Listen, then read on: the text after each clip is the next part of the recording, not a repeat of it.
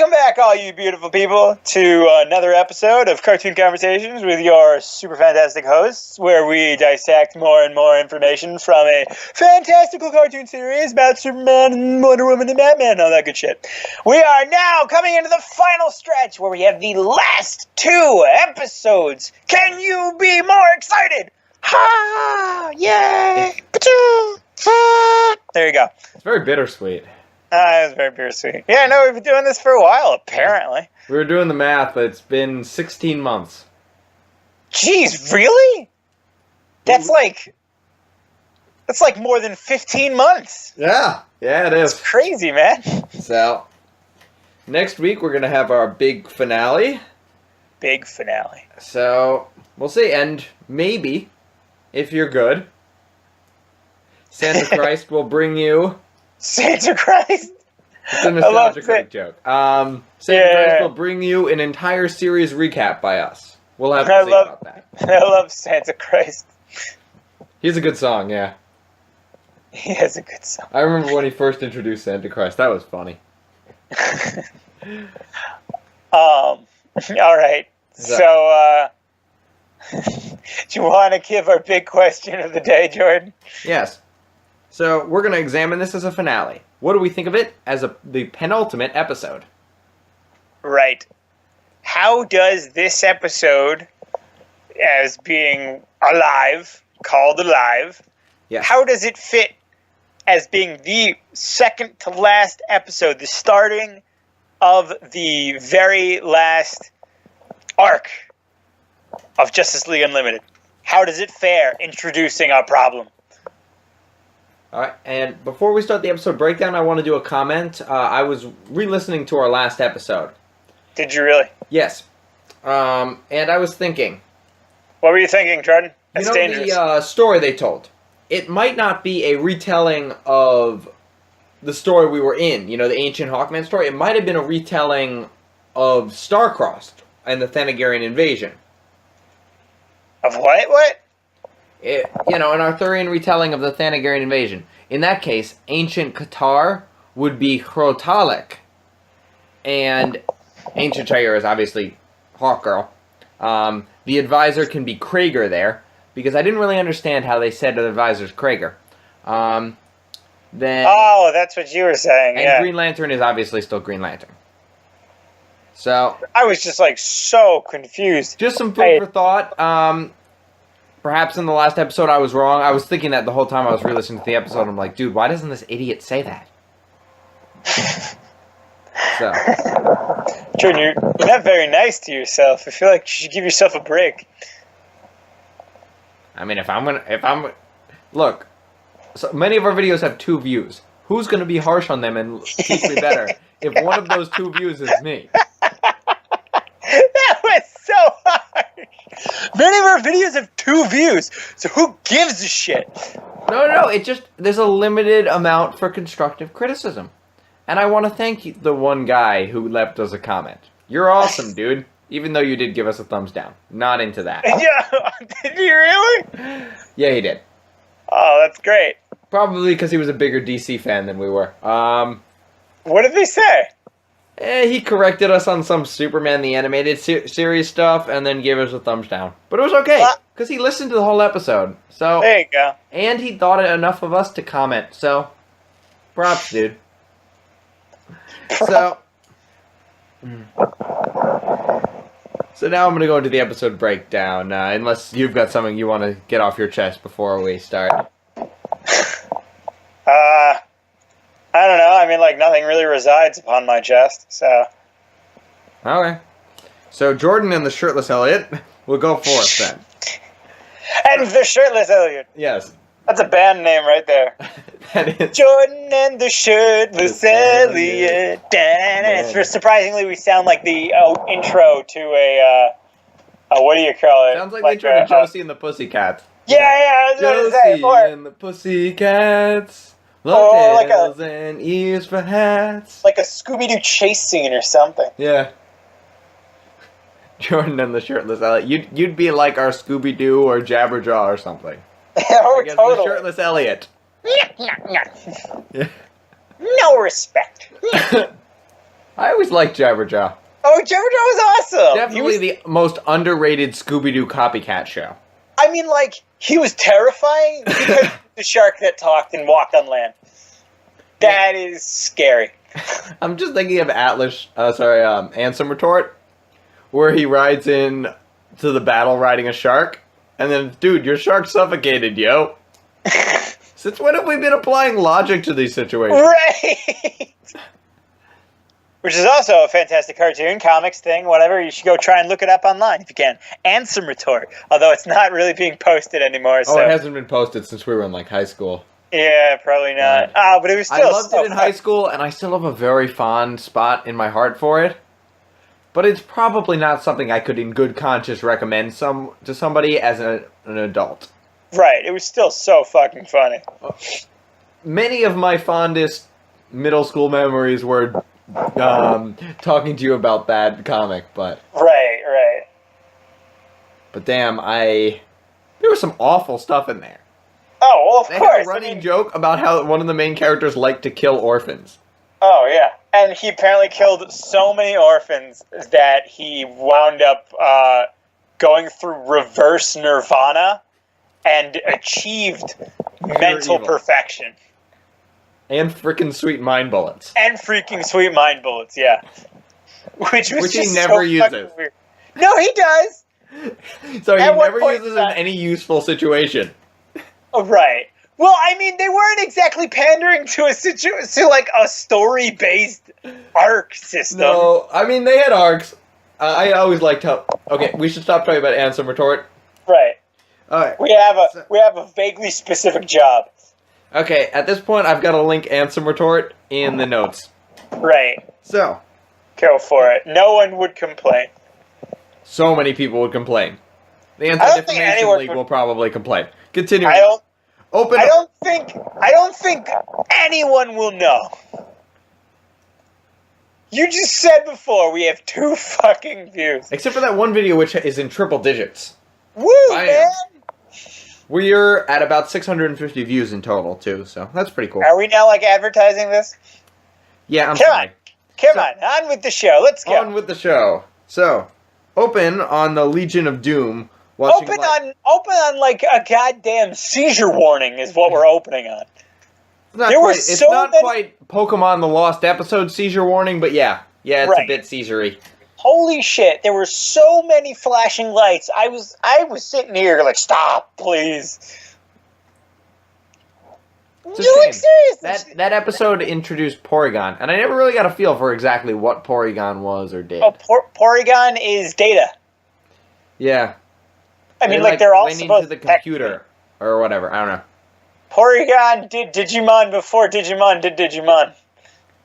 Wasn't Digimon around first? Whatever. No, Pokemon was. Oh, okay. Digimon. I love Digimon. So, of course. Open on the Legion of Doom, watching lightning. Tala pushes to the front and opens Lex Luthor's door. She pushes everyone aside, which is really funny. Well, I wasn't getting in her way. You know, it was just funny because she's like, all right, whatever, fucking, here we go, move, God, bye, whatever. I'm walking here. So he's feverishly working on a project. She tries to stop him, but he rejects her.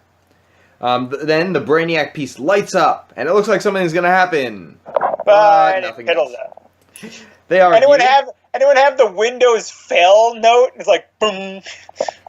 When it just like the error message appears. If we ever made Justice League Unlimited the abridged series, that's how it would be.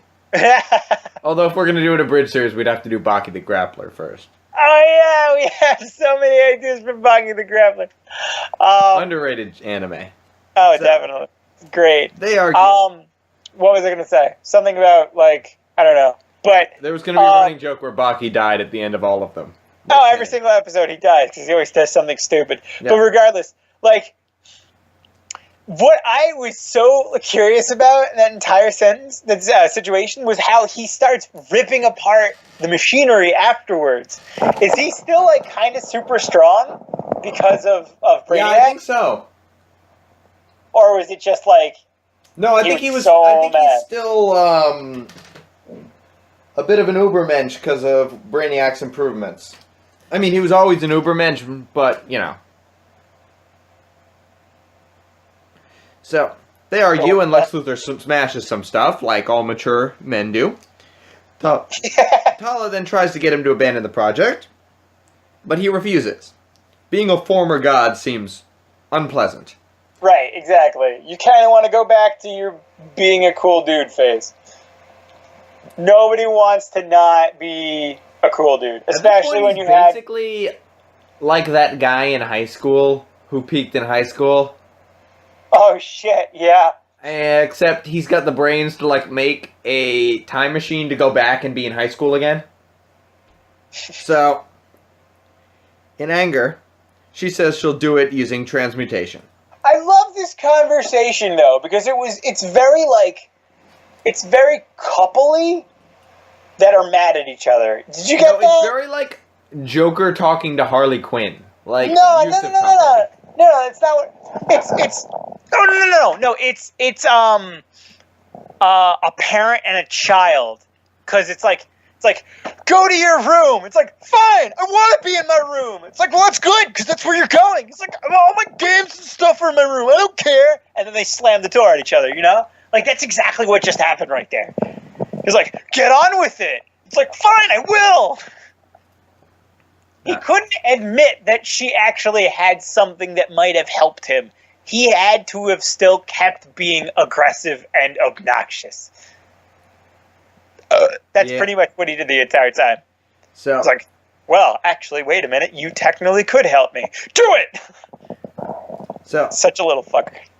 After some derision, Lex Luthor realizes that that's a good idea.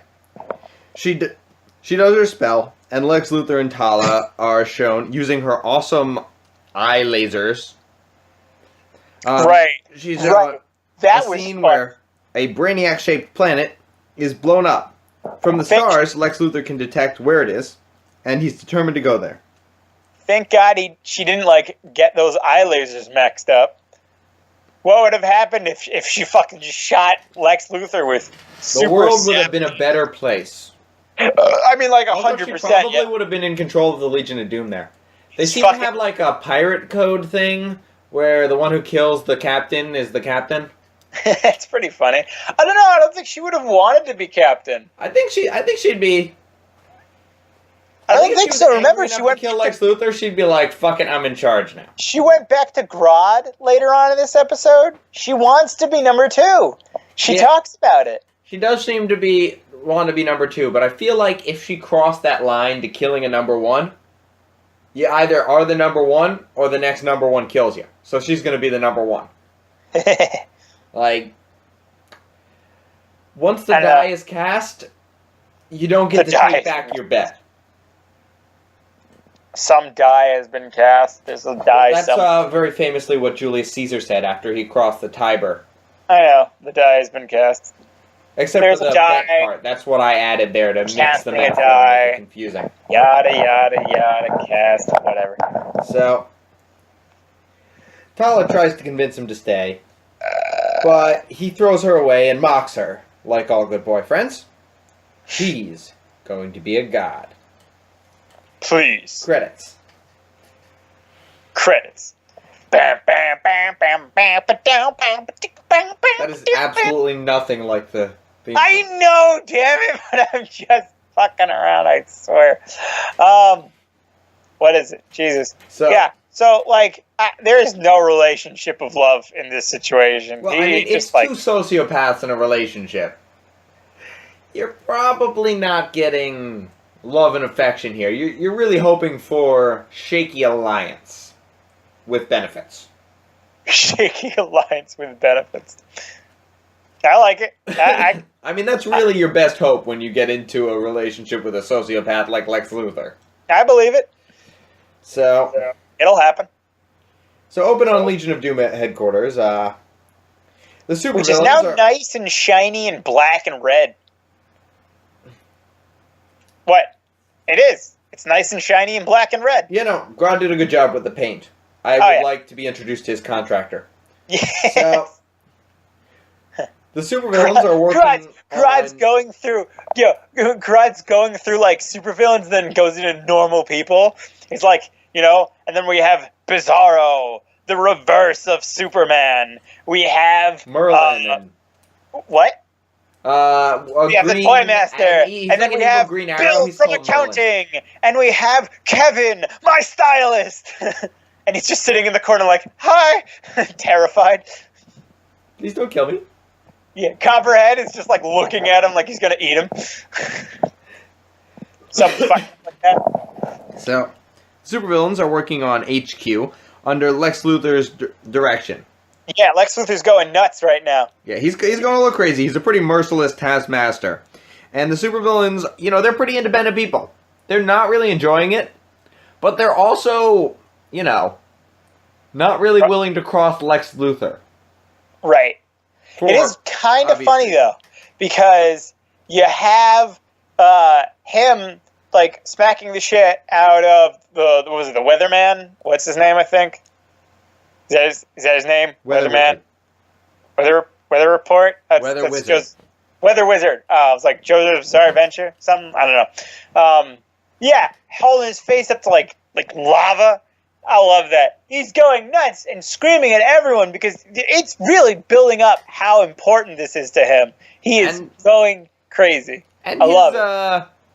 His grip on his sanity has been tenuous at best this whole season. So, I want to say shaken. We had earlier in the season saying that he talks to his imagination. Right. So, he's not exactly known as a calm and stable person when we started. So, some of the supervillains start making moves on Lex Luthor, but then he almost kills Goldface with a push of a button, so people are pretty cowed. They all start questioning his ideals. Making him 3-0 in coups. 3-0 in coups! Oh my god, I love that! Dude, this guy is good. At winning against, like, murderous varmints. Yep. I love his line. It goes, I'm strong... What is it? You guys think you could take me. I'm stronger than all of you put together. Yeah. No, I love that, because one of them was like, well, what's in it for us after you become stronger than all of us put together? And then he proceeds to beat the shit out of one guy by pushing a button. He's like, don't kid yourself. I'm already stronger than all of you put together. That was fantastic. Like, oh, shit! Oh, my God. Yo, fucking everyone just got kicked to the curb. All of these bitches. So good. Oh, my God. I felt great. Yeah, no. After he did that. I don't know why, but you almost kind of root for Lex Luthor because he spent so much time in his POV. Right. This season, you like him. And it's really good storytelling. He's crazy and evil and sociopathic. He's crazy. You don't know what he'll do. So, great storytelling there. And I didn't really realize until this episode that I was kind of rooting for Luthor.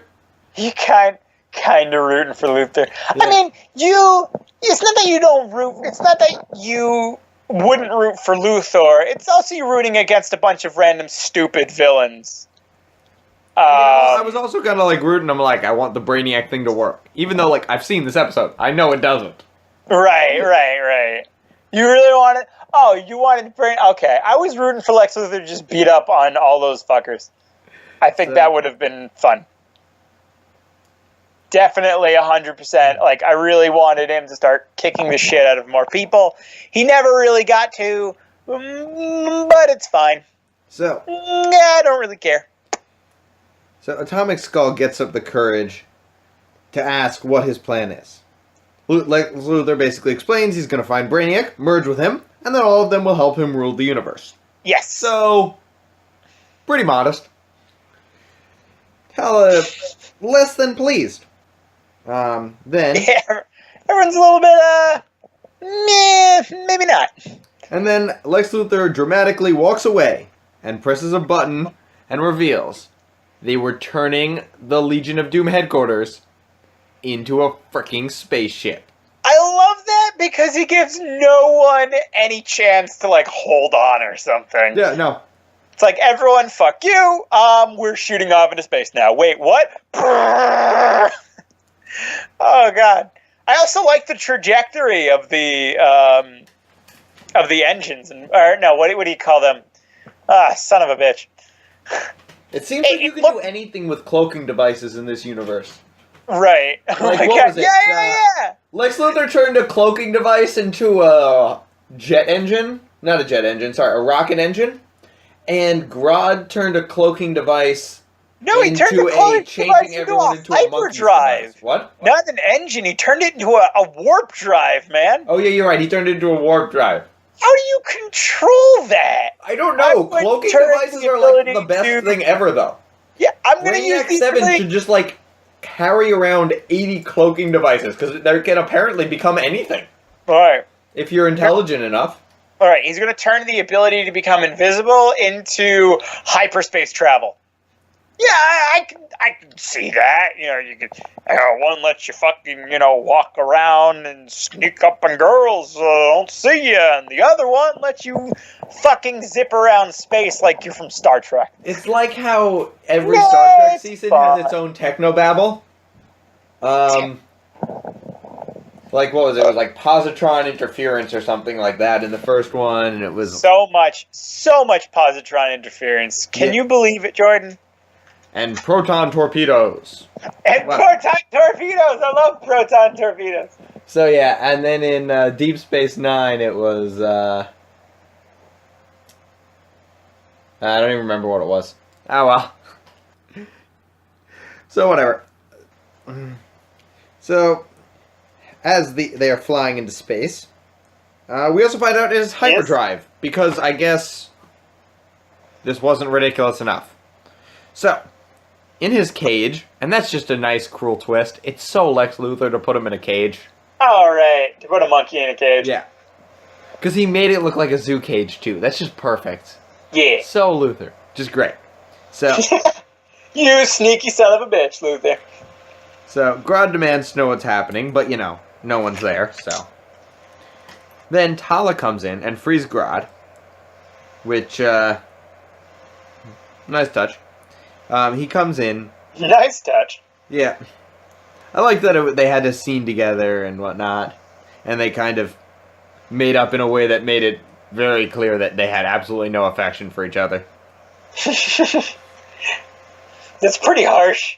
I mean, like, it was interesting. You have to admit, like, she is so... At this point, she's a very subservient person. She's very strong, don't get me wrong on that sense. But she goes to Grodd because she would rather see him rule than anyone else. Well, I think also Grodd has some authority. Right, that she just doesn't have. Right, that is true. You are right in that sense. Like, she could have released Grodd also in the sense to... understand, people would still want to go under his rule. People wouldn't really want to go under her rule. They don't know about her rule.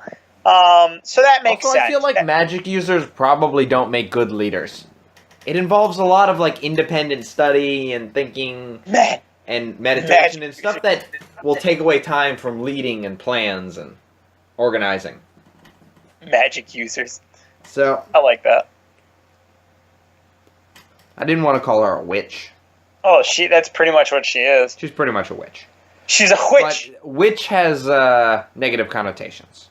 Witches. Yes. What do you mean negative connotation?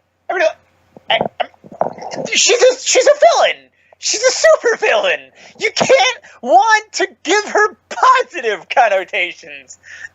This is true. It's just like saying I don't want to call Lex Luthor. At this point, I'm convinced Lex Luthor is black, because, he looks it.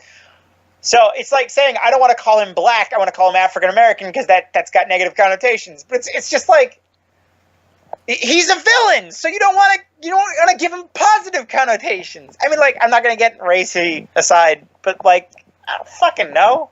Alright, so... I totally say he's black. I don't know, everyone else says he's white, he's just tan. I'm like, that doesn't make any sense. He always looked kind of Spanish to me. Yeah, he looks Spanish. He does look Spanish. And I'm like, Lex could sort of maybe be, a Hispanic name, I guess. I didn't say Hispanic, I said Spanish.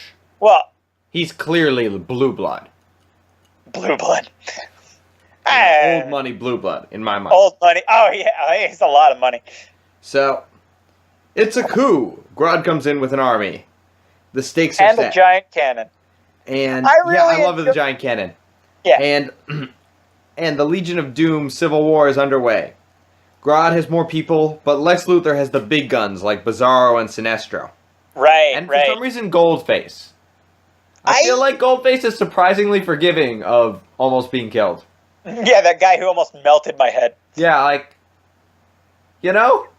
he's like the Jesus of supervillains. He's like all forgiving and stuff.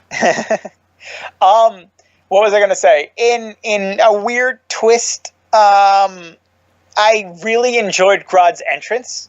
Oh god, that was so much fun. Yeah, like it was cool to watch him just explode out of that. But I think the best part was that he's not.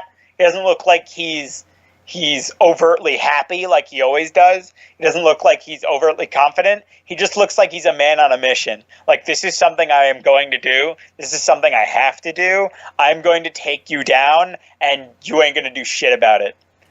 I love that. It was really cool. No, I think you're right. There was a seriousness to Grodd we don't usually see. Right.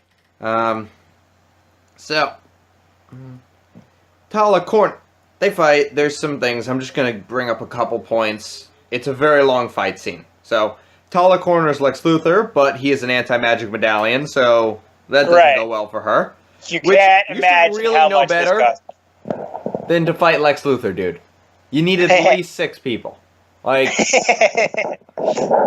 has outs to everything. Yeah. So, yeah.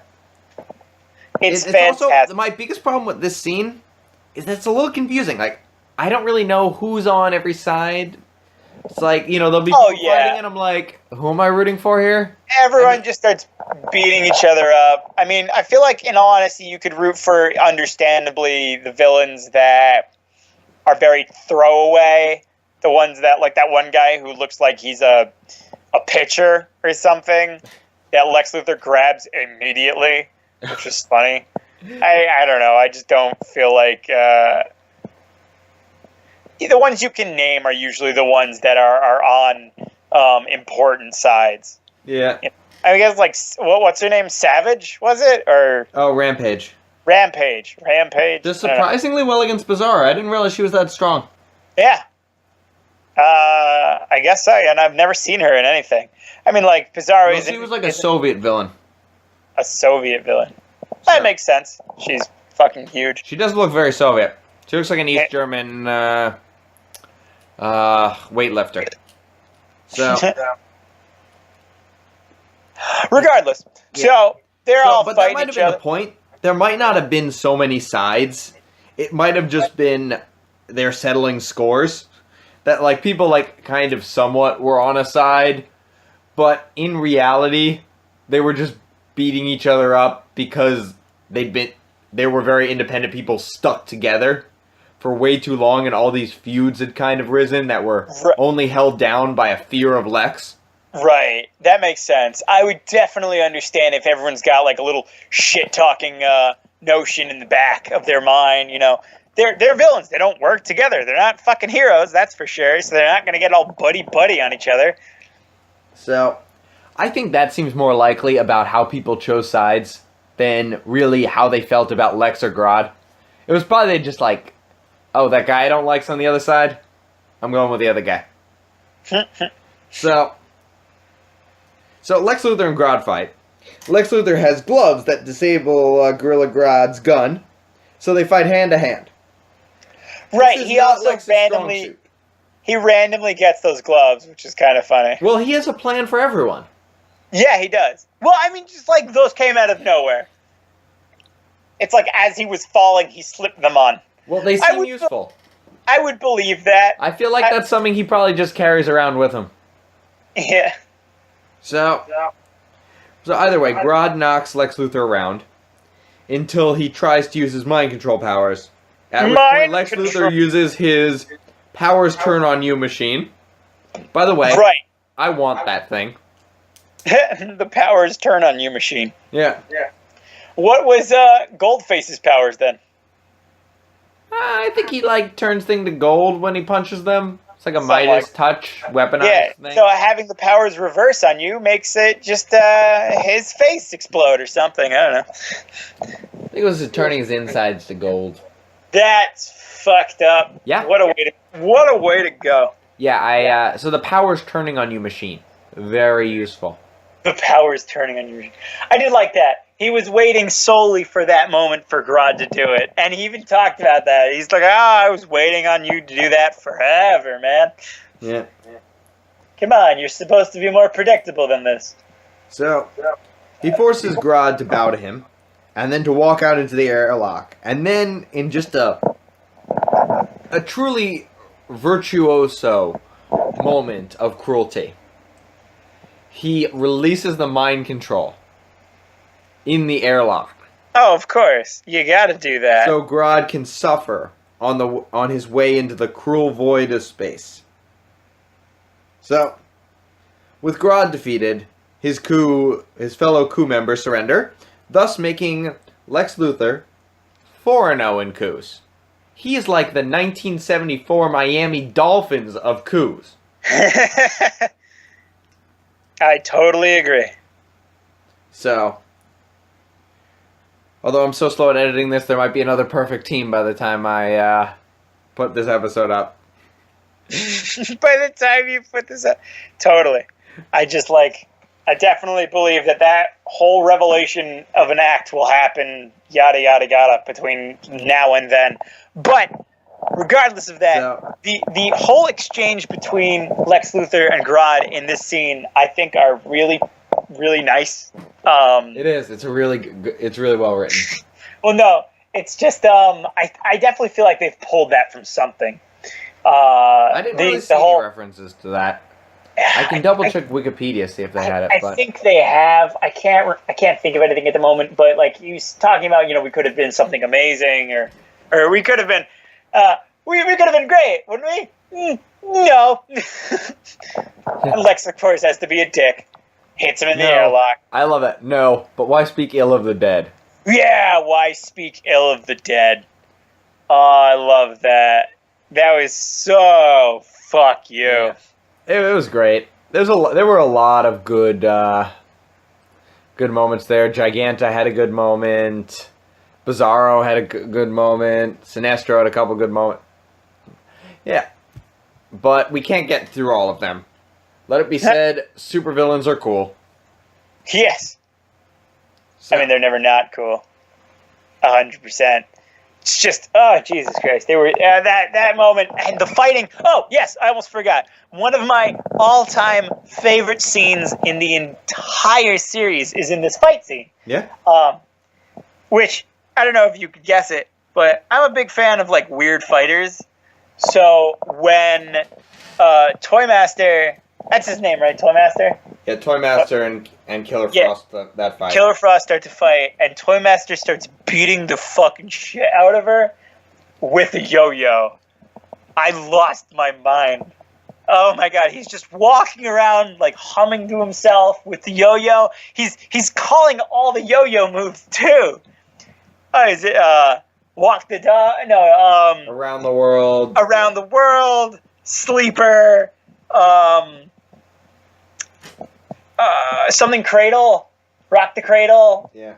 And he just whips this insanely powerful yo-yo and destroys her ice in like a second. I just loved that. It's like, oh my god! Well, bam! And then we get to see him do a lot is of... the person who's come the closest to killing Superman. Yeah, he was! Oh, we should review that episode. If we go back to the first series, that would be a great episode. Although we got to do something between then. Yeah. Oh, man. There's a moment where everyone thinks that Superman is dead and Toymaster did it. Oh, yeah. Jesus Christ. So, that is a story for another day, though. Yeah. All right, I'm gonna... Lex Luthor has rounded up all the remaining coups, coup members, I should say, and asks for a reason he should spare them. So Killer Frost steps forward and freezes all of her former compatriots. Lex Luthor approves. Yeah, So that was pretty cool. And she even does it and makes like a little snow down comeback. yeah, she's got a bit of a strut to her. I like it. She's like, yeah, I did this, and if it was the other way, I would have done it to you. But just so super villainish. It's great. Yeah. So, But it makes sense. I don't know. It was very Tala though has a different fate. As who has a different what? Tala, Oh yeah. He hooks her up to a fucking we're machine. gonna get there in a minute. So she begs for her life. Lex Luthor not into that. He's gonna hook her up to a machine and drain out all of her magical energy. So much for the mystic arts, I guess. We're making magic science now. To reveal Brainiac, presumably killing her. He seems less than broken up about it. Right. And the really horrible part was that he was going to do it even before she rebelled. Oh yeah. And she shouts this. I definitely think he should have shouted this. I think it would have been a bit more what's the word? Climactic, you know. If he was the one, you know, saying, "Oh, trust me, dear. I had this whole thing planned out from the very start." Yeah. You know, he's gonna use her the entire time. How fucked up is that? Would have been a great point for a Gone with the Wind quote. Frankly, my dear, I don't give a damn. And then he fucks her off. Yeah. Steals all her magic power. And But before he can do that, he gives time the order. stops the world. He's stopped by Metron, who appears and begs him to stop. I love saying it. He could end the Life universe. as we know it. Unfortunately for him, that's exactly what Luthor wants to do. Metron is terrible at convincing people not to do things. Like, seriously, just tell him what's gonna happen. You've got an omnipotent chair thing. Metron is a weird and useless hero. Well, I don't maybe really he like couldn't. him. Maybe that's the thing. I don't know. I don't Maybe really like Metron. those are the I've never really laws. liked him in the comics. That's just kind of me. Eh. If you like Metron, maybe post a good story and I'll try and read it. Oh, my friend likes him a lot, actually. We should ask him. Yeah. Andy. I don't know. I've never read a comic with him that I'm like, wow, that was a better story with him in it. Except for that one story where he died and then Batman took his chair. Yeah! That was awesome. And Batman, well, that's the most recent. Yeah. Yeah, it was pretty recent. Batman went a little crazy. He did go kind of nuts. I mean, you are being filled with absolutely all of the information of the universe. Yeah. So, considering he could stop time, he should have just taken a fucking gun and shot Luthor. Right. But, because then this wouldn't have happened. Well, maybe he can't interact. It's like the Watcher from Marvel. Yeah. But here's the thing. The Watcher, in the end, that's his moral journey. In the end, he does do something. Huh. That's the point. I can't warns remember. them of what is it? The Destroyer coming. Galactus. Thank you. So, Intergalactic. whatever. So Metron warns him, but he does nothing. They go through and collect the pieces, but it's not Brainiac that emerges.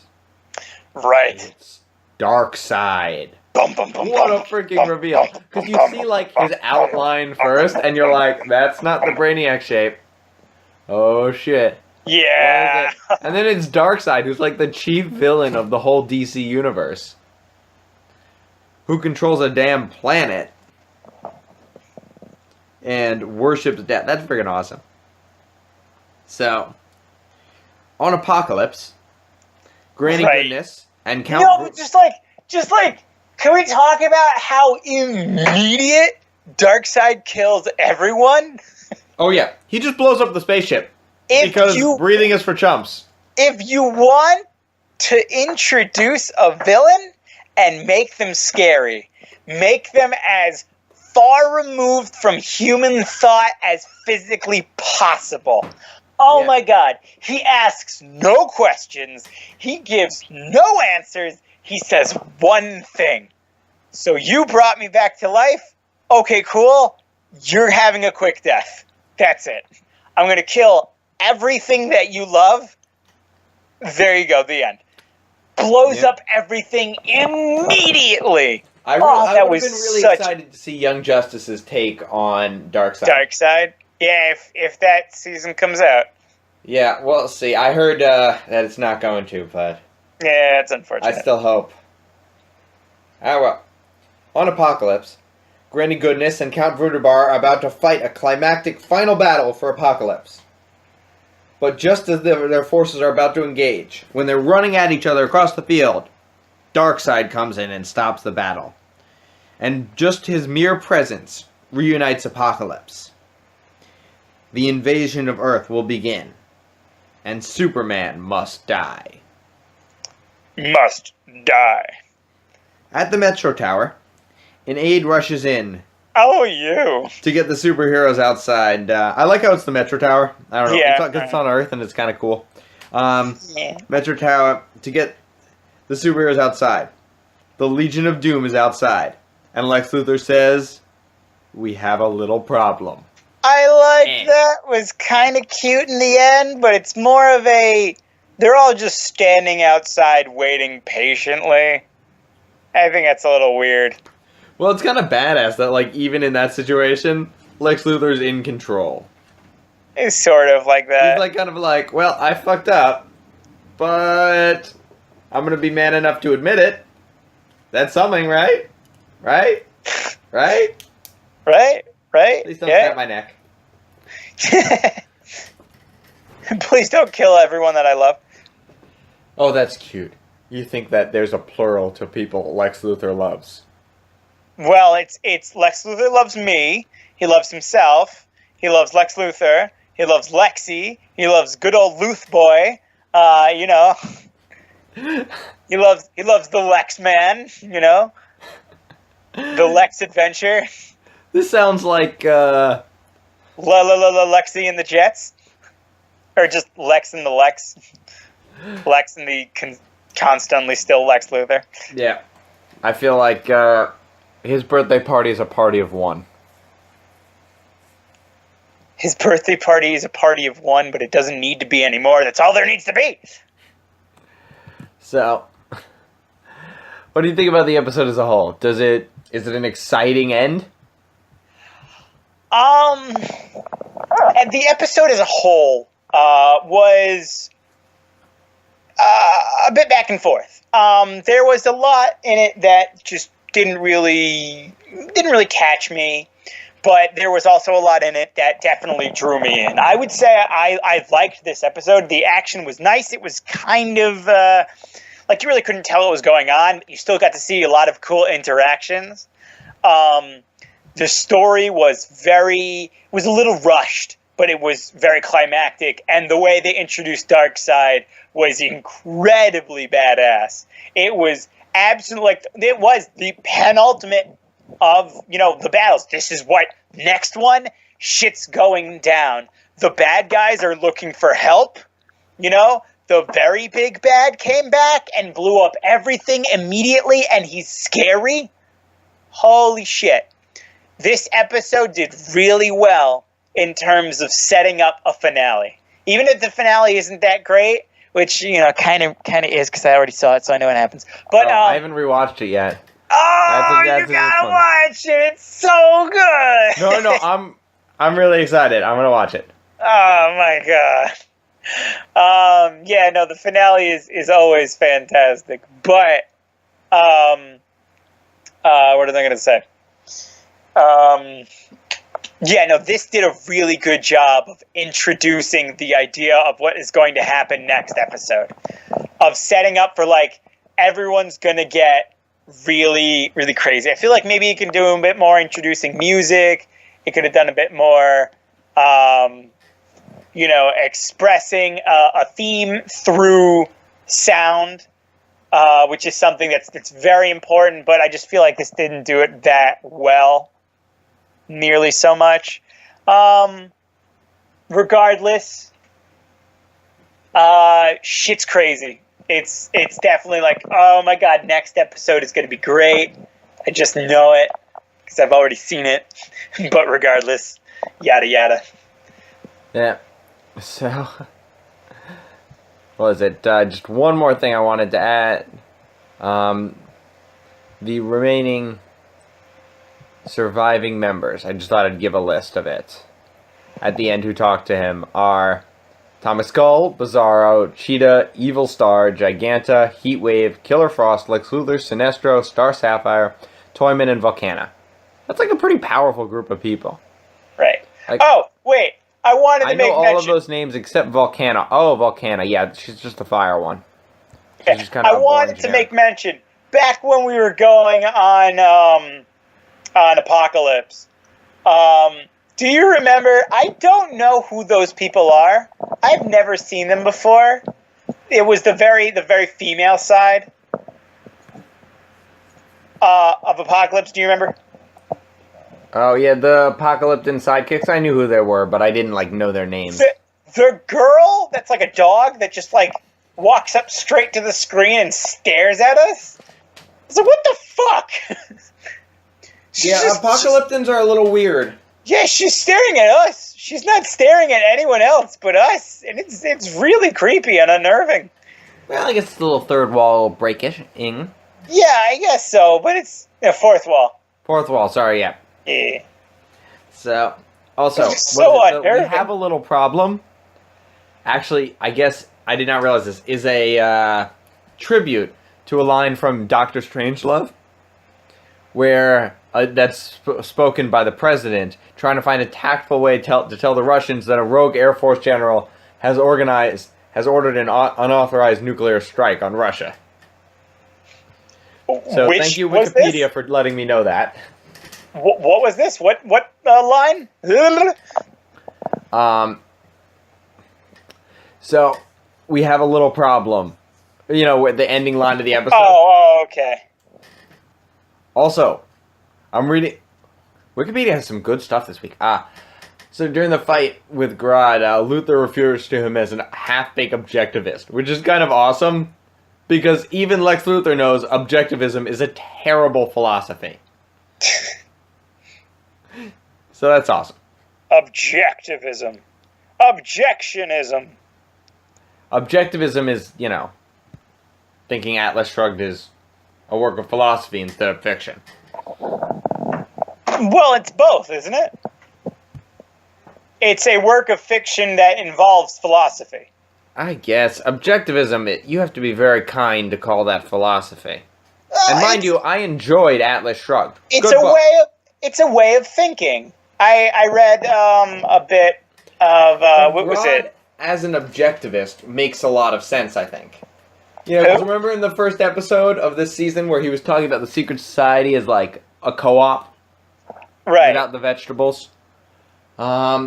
He that's kind of objectivist-y. Like, he was pretty hands-off. He just took a cut, did a service. Very John Galtish, you might say. I don't know who that is. You should read Atlas Shrugged then. Fuck off, I don't care. So, I think that's what I have to say about the penultimate episode. That Darkseid coming back was pretty awesome. They threw some nice little hints in here. I'm pretty happy with this start. We'll have to see where we place the final episode next week, because we're going to rate them together. I would do that. I mean, I feel like this episode, to give a little sneak peek or whatever, this episode by itself, I feel like would rate rather highly. This episode would definitely not be poorly received if it was a standalone. I really enjoyed it. I feel like this would have been a really awesome episode as a first episode of a season. That this was the season premise that you started Darkseid coming back and Earth was invaded.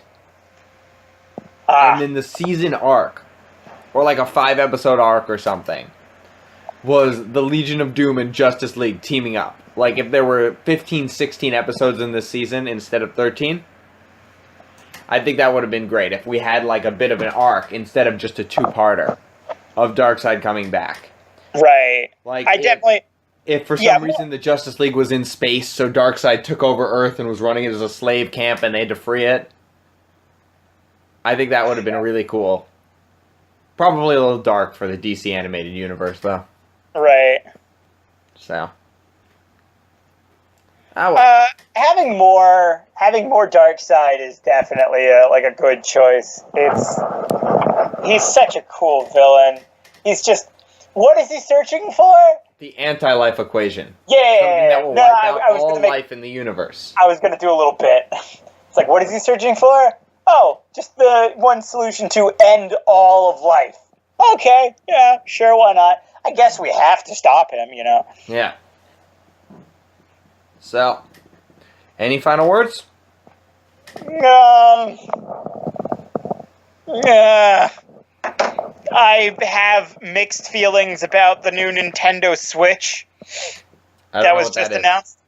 It's after the Wii U. Oh, okay. I've immediately dated this, Jordan. It's okay. There are so many things dating this. In the first episode, I talked about letting in Syrian refugees, which I still believe we should accept 100,000 a year instead of 65 like Hillary Clinton's plan, but it's much better than Donald Trump's plan. So, I just dated this further. What was Donald Trump's plan? What? Kill them all? I think it's he calls it extreme vetting. I call it, he has a target number of 0. So. Just believe me. Yes. So. That's what he says. Believe me. So stay beautiful, folks.